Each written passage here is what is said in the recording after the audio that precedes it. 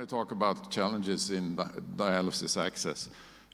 All of you probably aware that this is a very, very challenging field, and I think one that phrased it the best, the reason why it's challenging, was Klaus Conner. He said, placing a truly non-physiological vascular conduit in an unfit sick patient with chronic kidney disease is deemed for failure.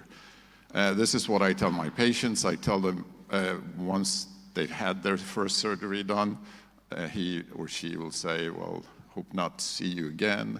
And I say, I guess, that's not going to happen. We're going to see each other more frequently than you would wish. And I try to tell them, God never meant for us to connect arteries to veins. So and I think basically that's what Klaus Conner was actually saying. So what are the challenges in my view? Well, first of all, it's how we work. How we work and the logistics about the access team is something that is important. We are also entering a new era of how we work with these patients, and we're going to, which is so popular in all medical and healthcare fields today, we're moving to personalized medicine, to precision medicine, to try to tailor the best access for our patients. We're still suffering from the overuse of catheters. And what is overuse of catheters? Why does that exist? Well, it exists because we have poor ways of working with these patients. If we were working in the most possible way, the best possible way, all our patients would probably have an AV fistula, or most of them, but they don't. And still, we have failures of accesses as a major problem why they don't work over time. And here we have to bypass God, and we really need to find ways to solve this in the future.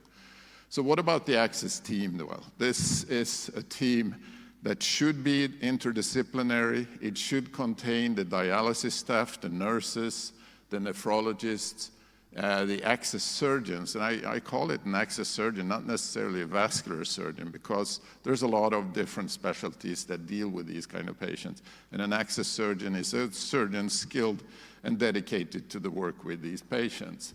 And of course, interventional radiology. And we need to integrate these people into groups that work efficiently.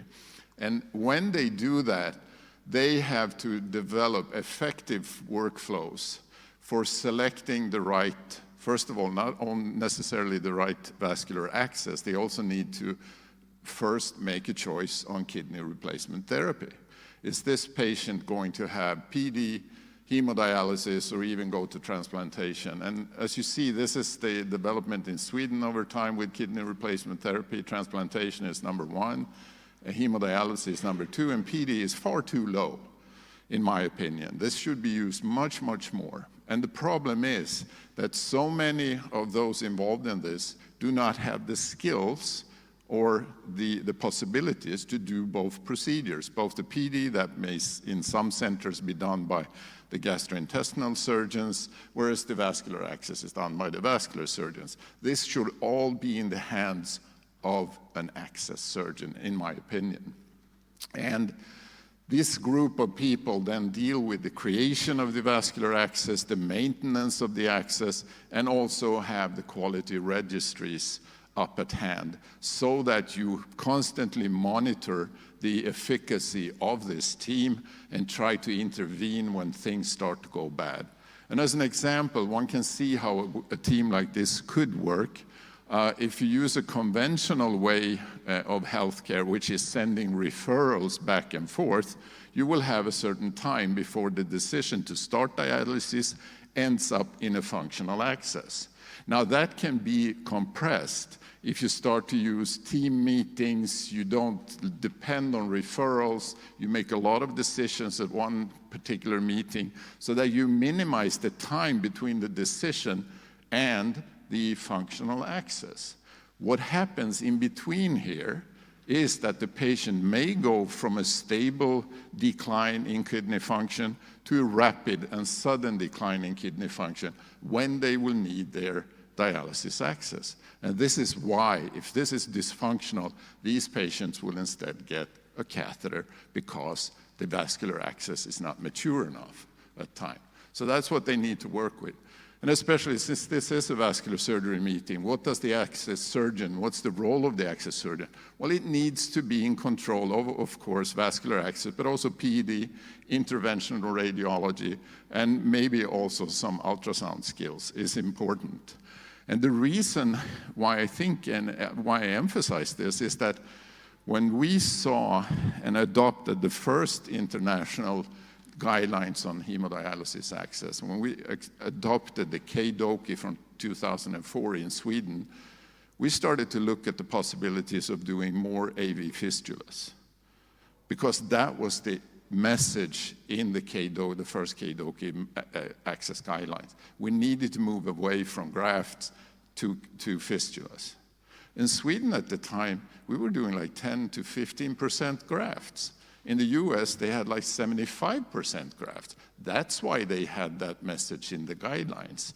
But we started to adopt that, and we didn't look at the consequences. The consequences were that we placed AV fistulas in unfit patients that never worked, and instead the use of catheters increased. So what this was the surgeons were not aware of what they were doing or the consequences of that. And that's why it's so important to have a surgeon involved in this.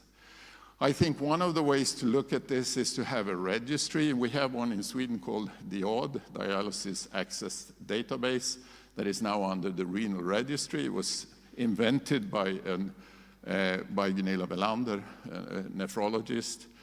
And it actually is a register that you can supplement the care of the patient with the access history and all the things that they go through.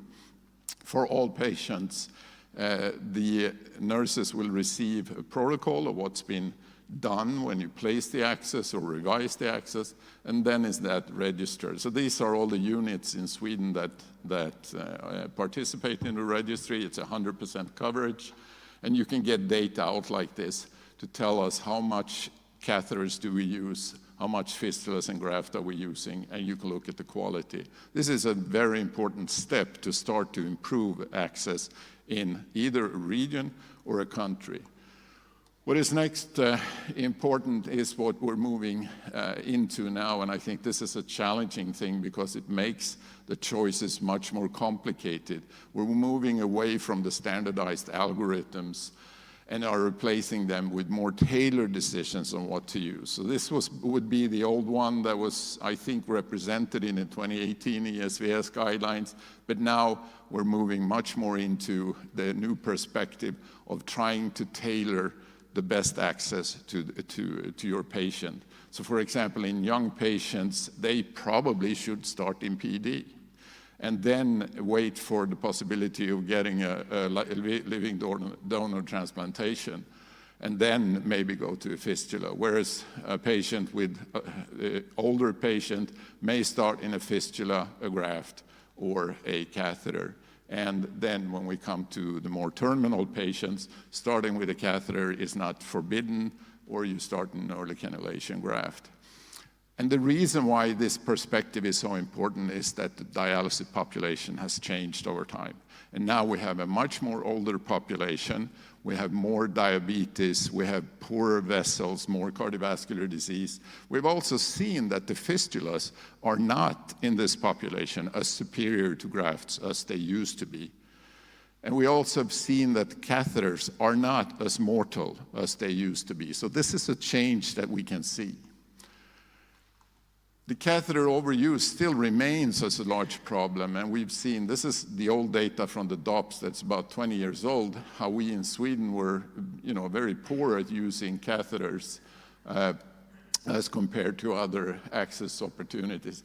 And that has remained over the years with more catheters being used than the fistulas and graft. And the problem is, of course, that we get these central venous problems.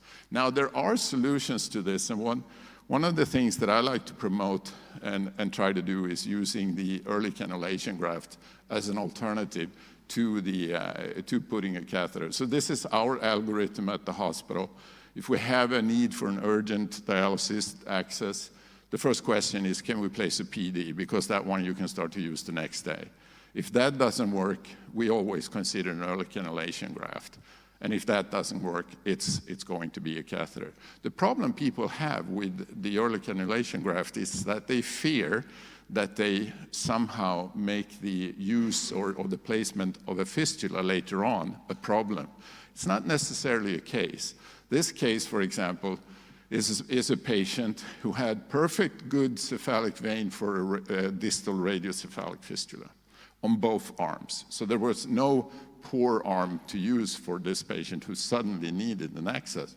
So what we did instead was to place an early cannulation graft from the brachial artery down to the cephalic vein, and then the next day, which is this picture taken from, cannulated for dialysis.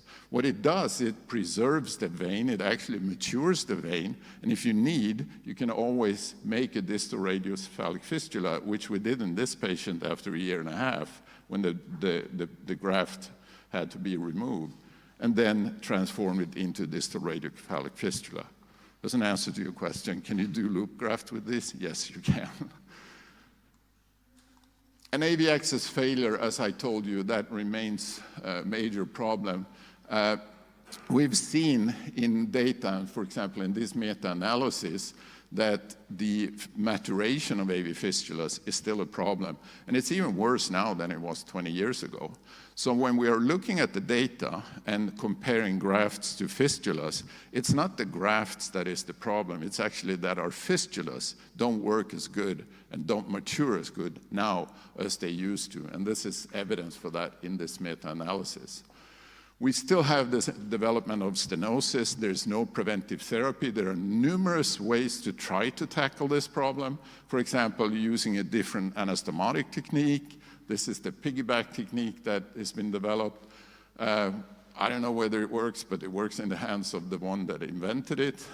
We have the device that's called a Vascu device that's been introduced as a way to prevent stenosis formation in AV fistulas. It's been used widely. A lot of people show good data with this. I've tried it myself. I don't have the good data. I don't know what I'm doing wrong, but there are numerous ways to try to overcome this. We have those with drug-eluting devices and drug-eluting technologies to prevent the formation of intimal hyperplasia, but we're still not there with the clinical implementation.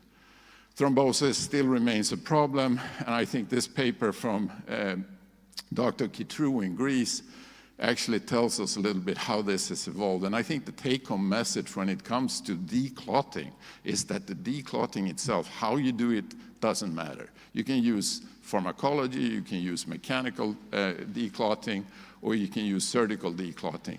That doesn't matter. What matters is how you treat the reason, like Melina said previously. And we can see that with the development of devices, new PTA balloons, new stents and everything that we can use, that we actually have a better patency now than we had 20 years ago. So there is an improvement going on here. So I hope I probably spent more than my 10 minutes, but either way, work disciplinary, try to come up with a register. I don't think our register is the only one, but it's one of the few, and I think this is something that most people should pay attention to. Implement individual access care if you can, and strengthen the research, because we need new access solutions. We need new grafts and new graft materials. We need new devices for interventions in the future. And we need better preventive therapy, at least to prevent infections and development of stenosis and thrombosis. Thank you.